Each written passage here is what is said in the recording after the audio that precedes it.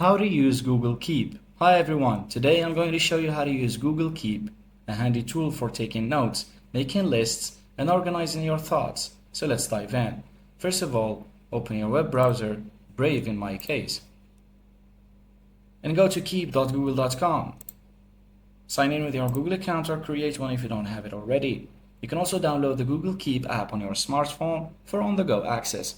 Click on Take a Note, and here you can type your note directly into the box. You can add a title to your note for better organization. So you can click on the checkbox icon to create a new list. You can also have reminders, edit labels. You have also the archive, so you can archive your notes whenever you want.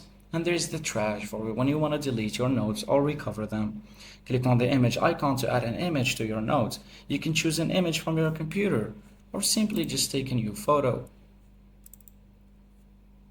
Click on the palette icon to change the background color of your note, and click on the three-dot menu and select Add Label to categorize your note for easy searching later. You can set reminders and click on the bell icon to set a reminder for your note. You can also choose a date and time or set a location-based reminder. There are many features for the Google Keep, and it's going to be so beneficial when you know how to use them efficiently.